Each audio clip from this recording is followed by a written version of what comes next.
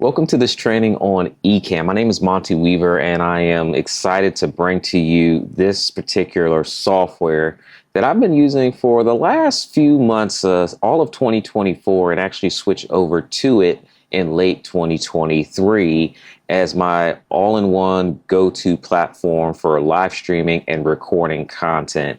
Now, before we get started, it is important for you guys to know that I am an affiliate with ECamm, so I will be able to provide you guys with a URL that will allow you to have special access to ECamm for 14 days if you do want to try it, because this is a paid access platform.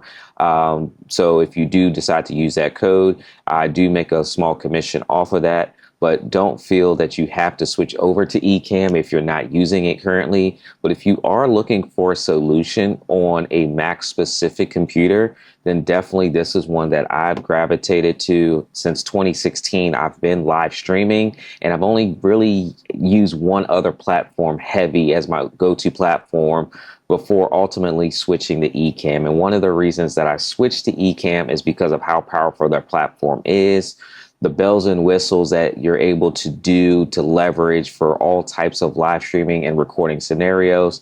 And most importantly, in today's age, is the community aspect of it. They have a very, very good team that is listening to the heartbeat of the community and the users of the platform. I've had a privilege to work with and meet some of the high level staff of ECamm, and so it's been a pleasure to partner with them as I continue live streaming and providing content on my social media channels as a content creator. So I wanted to give you that as we start. I am going to screen share and show you some of the things that you can do with ECamm. I do want to take you over to their website real quick here on the screen share. So you can see that ECamm website is right here in front.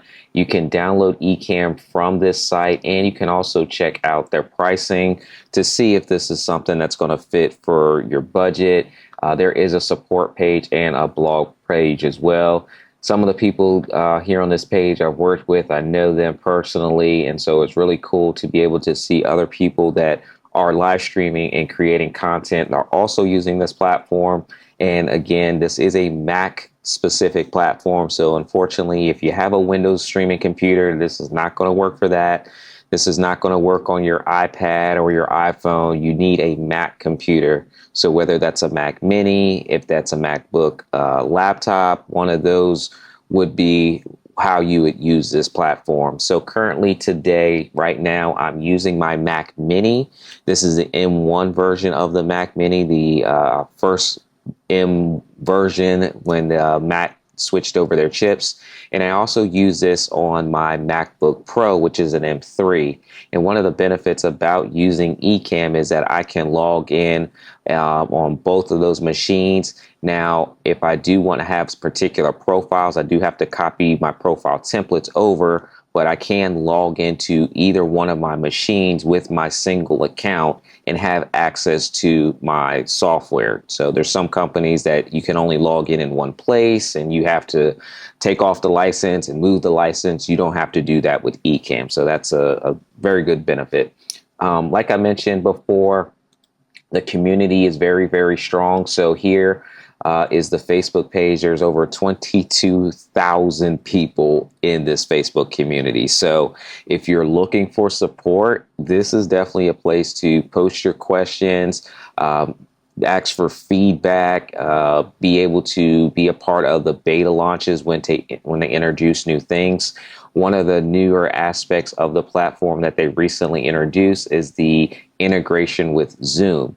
So if you're having Bible studies or conference calls and you're using Zoom, you can actually integrate this or use the integration that's already built into ECamm now to be able to have Zoom participants come into the presentation of ECamm and then be able to record or live stream out. So that just makes it easier for guests to be able to show up on a platform.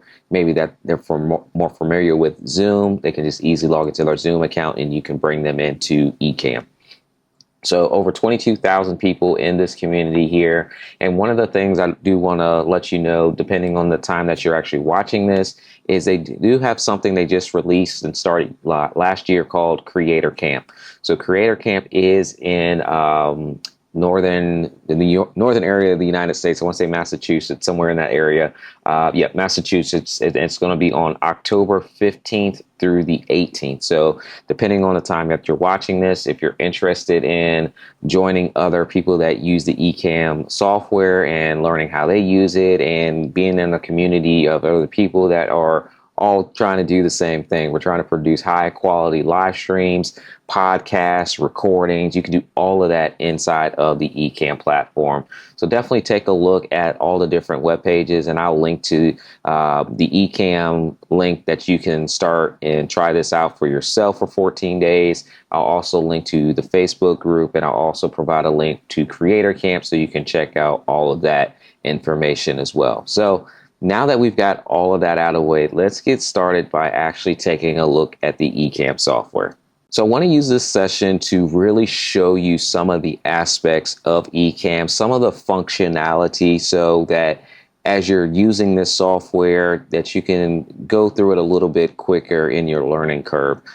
With this particular software, what I like about it is very robust. There is a lot that you can do inside of this platform.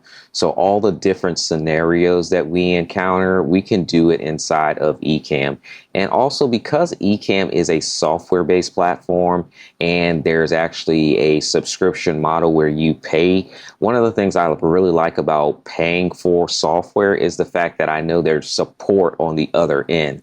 Unlike free software tools, you kind of have to wait for updates, and whoever is managing that free software, if they choose to work on an update or not choose to provide support, then you're kind of stuck. And so when you are paying for a product, in this case, a software service, then you can rest assured that you are going to get some support when you have questions or if there's updates that need to come out. I do frequently receive those notifications to download the latest version of the update. And so before we got started here with this recording, I definitely made sure to download the latest version of ECamm.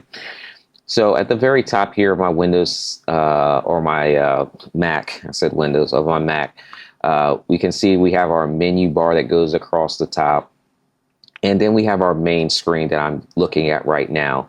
Now, currently my equipment setup is pretty light in this scenario. All I have is my Sony FX30 that I'm using to record. I'm using my lapel microphone, my Shure Move mic that is connected directly to my FX30.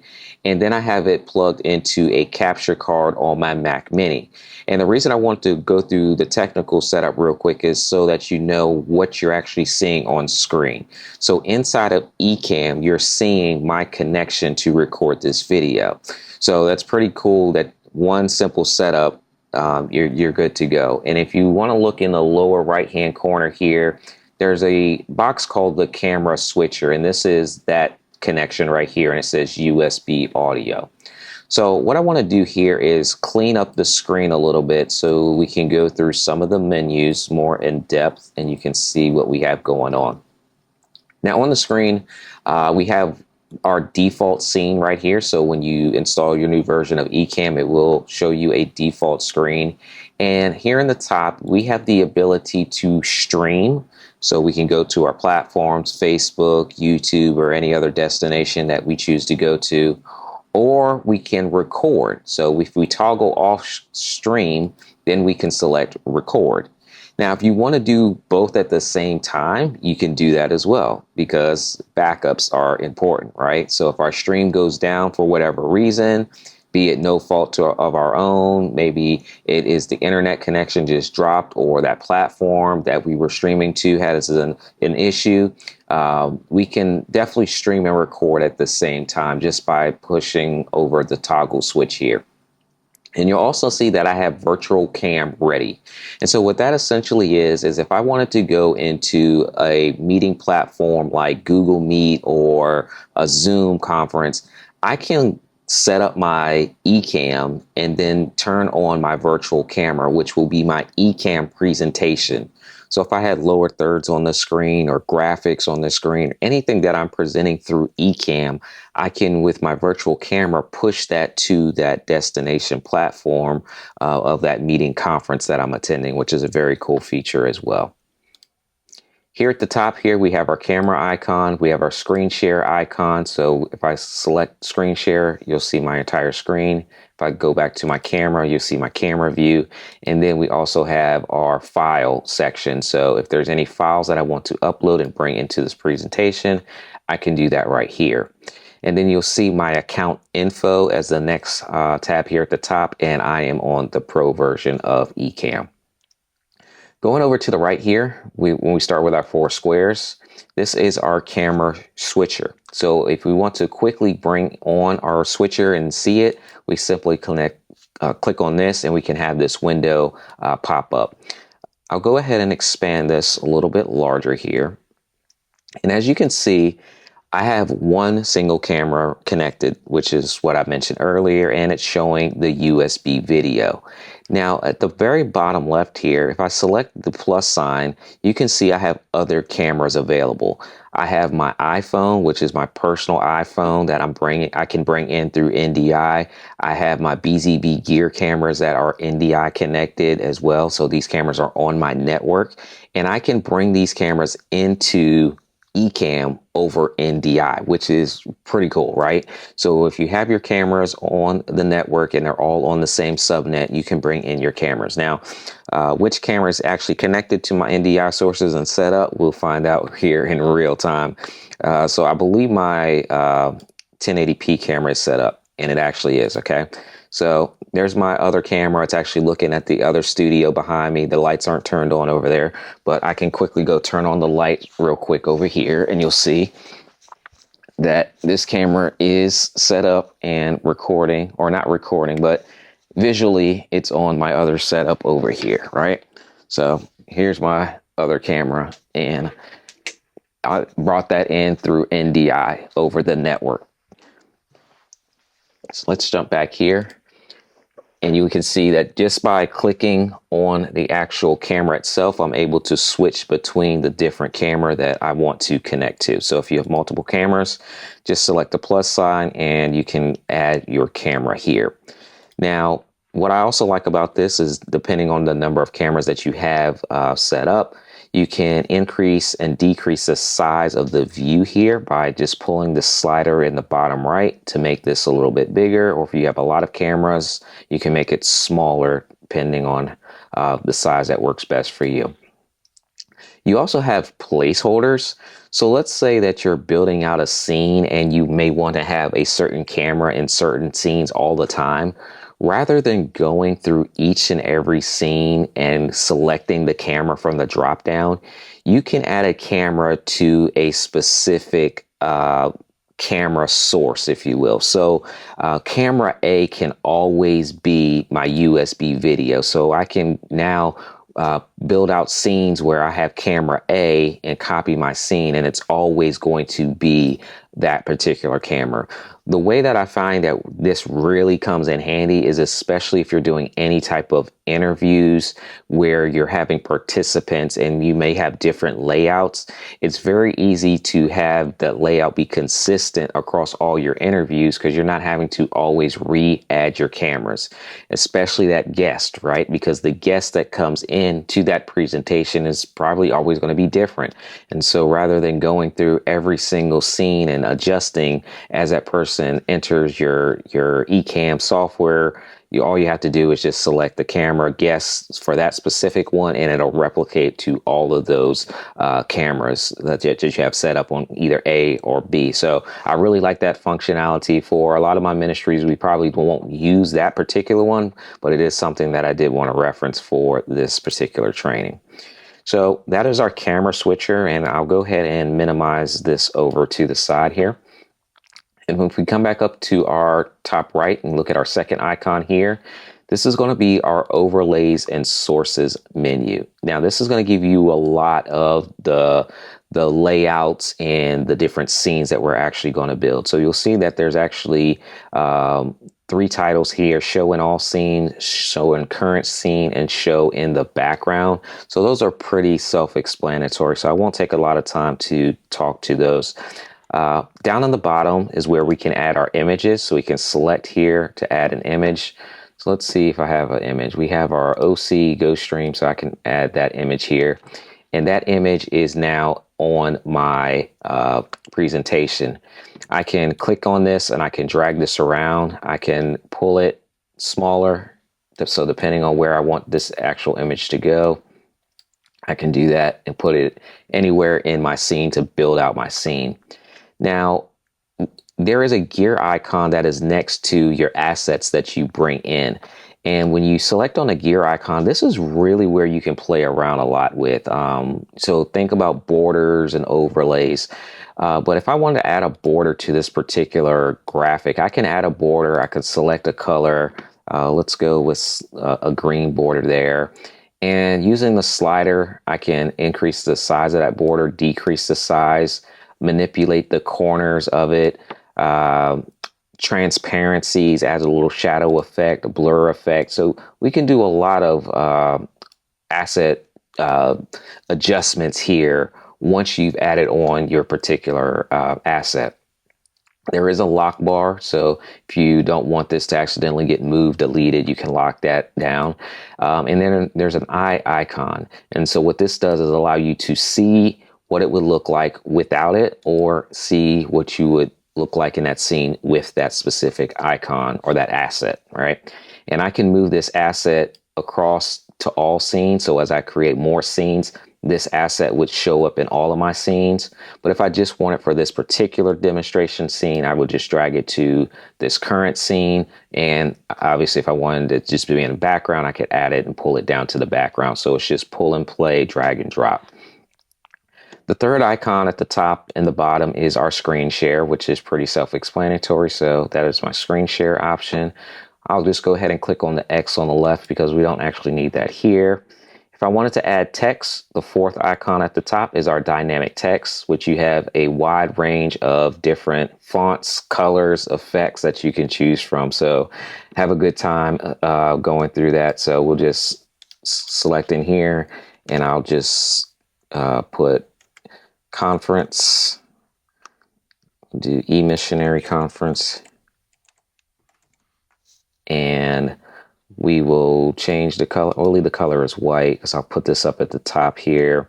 Edit background, so we can change some of the aspects of our background here. So let's do something I haven't done before here without making it too crazy.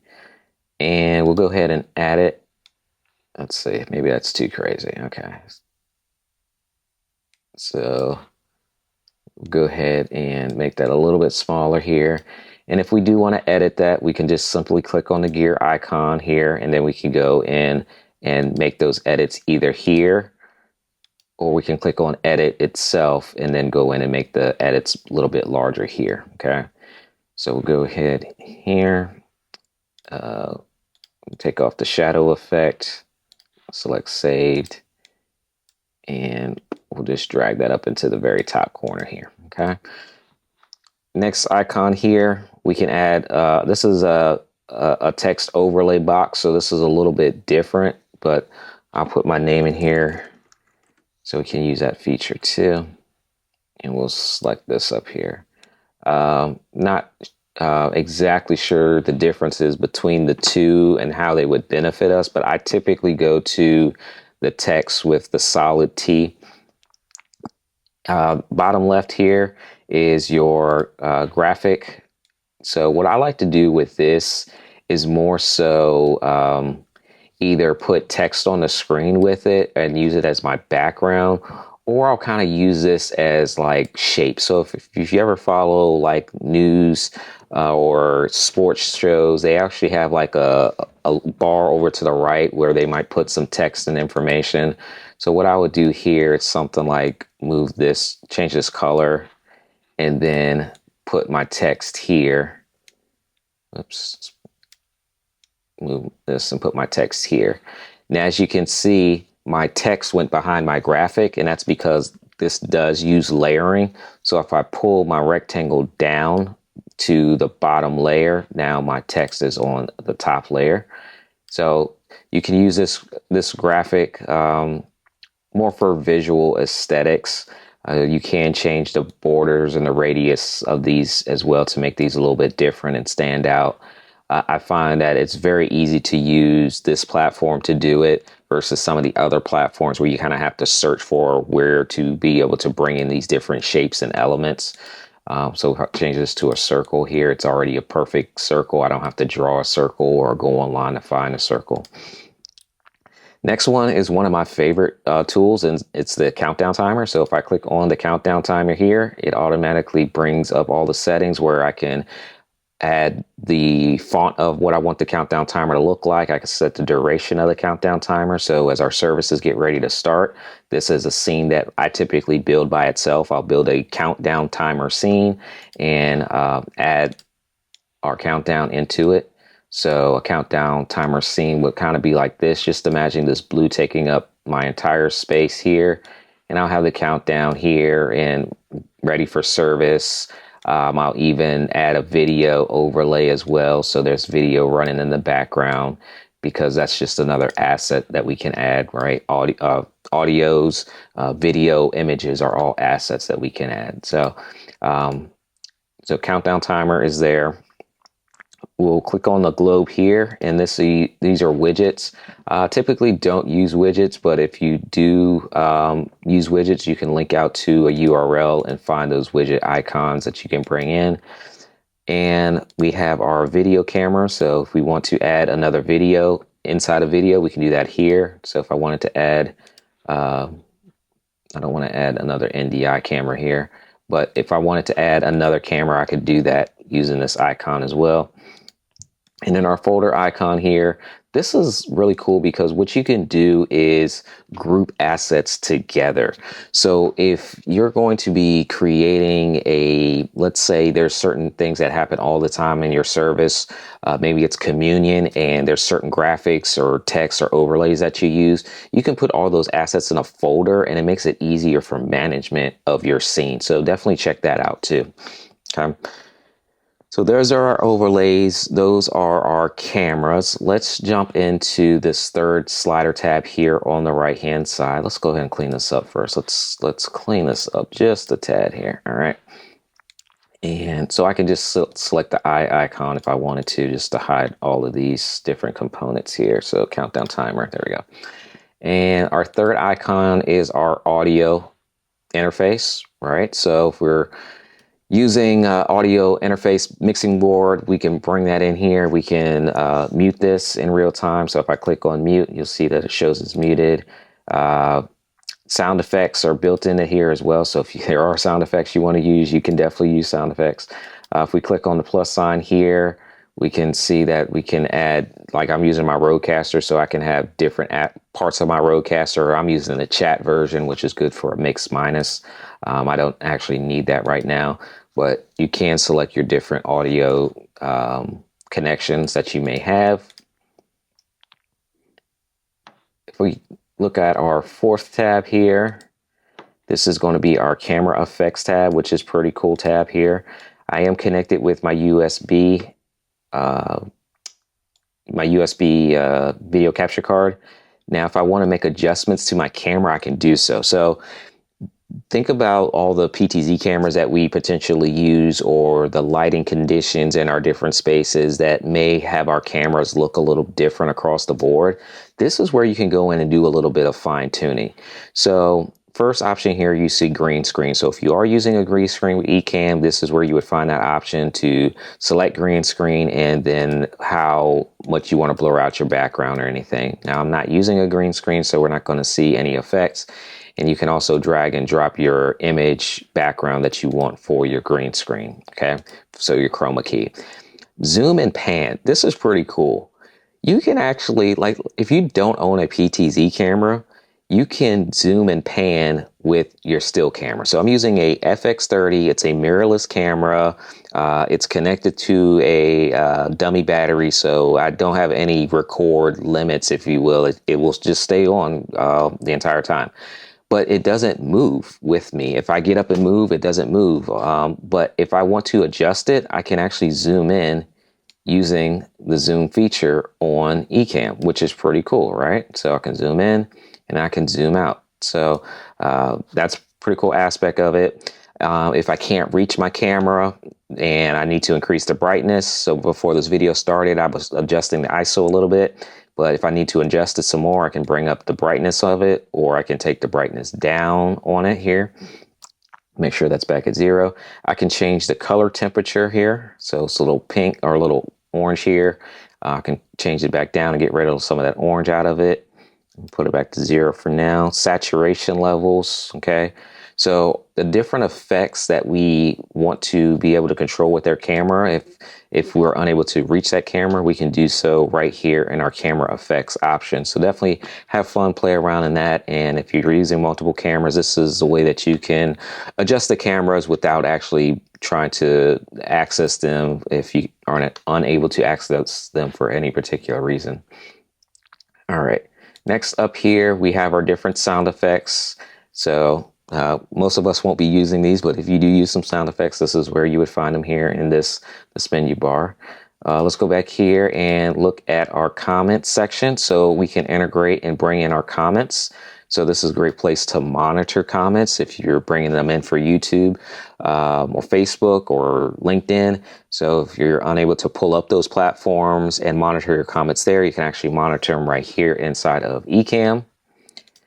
This next person icon here, if we go ahead and click on this, this is our interview mode. So we can turn interview mode on, and then we can bring in our guest using the link below. So you copy the link, send it over to your guest, and they're able to join you in interview mode. And now you can bring that easily into ECamm as part of your presentation. There is now a Zoom integration. So some people have actually moved to the Zoom integration URL. So if you click on Zoom, you'll be able to do that. Let's see, where did my Zoom go? My window went all the way over here. Okay.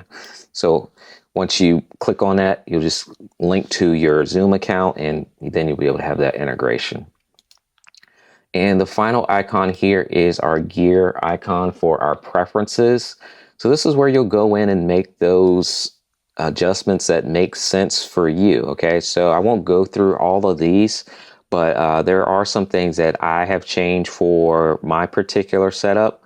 So if I look under stream, I want to use the maximum resolution. So I use 4K. My stream size is 16:9.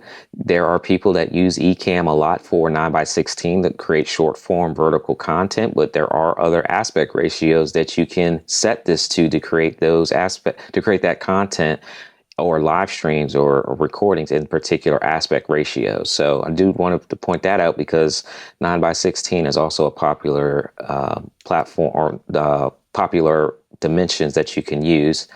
Your frame rate is important. So based on your frame rate that you set on your cameras, you can also make sure that you have that properly set here in ECamm as well.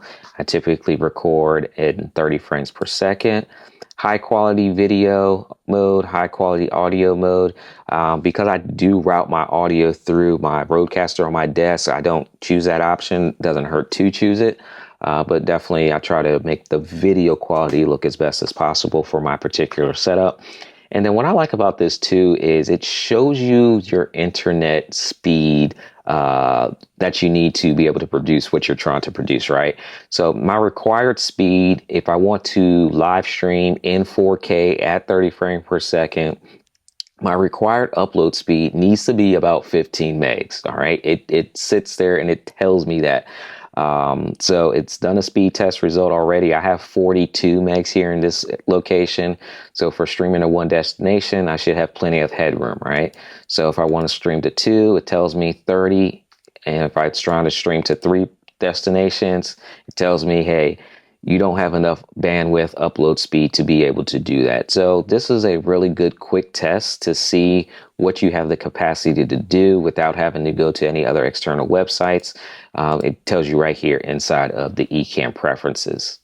Inside of the recording session or the recording section, you can record ISO tracks. And this is another thing that I really like too. So let's say you want to repurpose your services, and maybe one of the cameras didn't catch the right angle and you want to just use the other angle. You can record your different ISO tracks. So each one of my cameras can be recorded individually and have their own file, and I can go back and access those at the end. Just by coming in here and indicating that you want to record all of them, lets ECamm know to record all of them. Otherwise, it will just record the one single final output. You can also change your file type of how you want to record this as well. Destinations. Currently, I have Amazon Live set up here because I do live stream to Amazon Live. But in order to add other destinations here, you can click on the ones that are here and be able to connect those really easy. Video, again, this is as it pertains to your video setup. So if there's anything you want to change in here, mine are all default and you can change those there. Along with audio, you can set up your audio preferences here.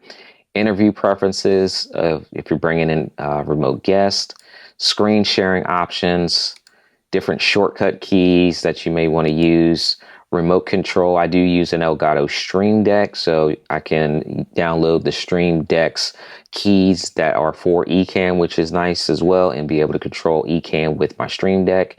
And Zoom is the newest integration with the Zoom platform to be able to change anything in here as I might see fit. Okay. Now, what I want to do is also go back up to the top here, because there are a couple things that I do want to show here at the top. So under profiles, one of the things that I know a lot of us do sometimes is we create shows, especially if you're doing this for your ministry, where you might have a show that is for, I use the word show loosely, show for the actual service. And you have certain things that it looks and feels like, or maybe your men's meeting that you're recording live stream might have a different feel to it, different graphics, different colors, different overlays. This is where you would create these different scenes in here. So you would start by going into creating a new blank profile and naming your profile. So we'll just say this is a conference test profile here. We'll select OK. So let's go back into our profile here and go back to default show. And that's the one that we're currently on now, right? So let's go, let's see, profile. So I want to rename current profile. So let's do, so this is actually our conference one. So we'll say conference demonstration profile, okay? But if I want to go and set up a brand new slideshows, integrations, bring in NDI sources, all that good stuff for my service, what I would do is go in here and create a brand new show. And the brand new show, now I would rename this one and call this church setup. So now I can basically build this from scratch, right? So I'll go ahead here. Let's go in and add a graphic here. And we'll bring our camera back to the front. So let's delete this scene. So essentially I'm creating a brand new scene. Trash cannon's at the bottom right down there. So we'll add a camera. I don't want this camera, so I'll go into my drop down here. We'll add camera B is what I call the other one. So let's go here. I just want to resize our camera. So my white is my background here. And we won't make this perfect for the sake of time, but I do want to just show you a little bit of what we can do here. And let's go through and add our countdown timer. So we'll change that to 5 minutes here. We'll put that over here in the corner. And so we've built out this new show for our church, but now we want to maybe go do another show for our pastor's podcast, right? We would just go into our scene up here, or our profile rather, and then go back to our first one, which was conference demonstration. And this is the conference that I had here. And just to prove it to you, I'll unclick all these other assets that we created a little bit earlier. And now we can bring up that particular profile. So that's what I really like about ECamm is it's really easy to bounce between the different profiles as you're working on them. And then the rest of these different menu items across the top, scene, source, camera, microphone, these are what we already looked at, but of course, a different way that you can get to them. So ECamm makes it very easy to be able to navigate through it two different ways. Okay. Again, because this is on the Mac, we have the flexibility to move things around on the screen where we want them positioned, and your workflow becomes a little bit easier. So with that, I did finish up a little bit early. I do plan on being in the chat if you are watching this now in real time. So there are few minutes left that we can engage in the chat. If for some reason I'm not in the chat, then I'll definitely will get back to you with it. Again, thank you guys for hanging out with me. If you're looking to switch your live stream software, if you're looking for something a little bit more robust, then definitely check out ECamm, test it out in your own personal environment, and then look to make that integration into your ministry's environment. And I hope this tutorial has been helpful for you in getting a little bit of an understanding of what ECamm is all about and just how supportive as a company they are and the massive support community that they have as well. So hope you guys enjoy, and I'll see you guys in a future video.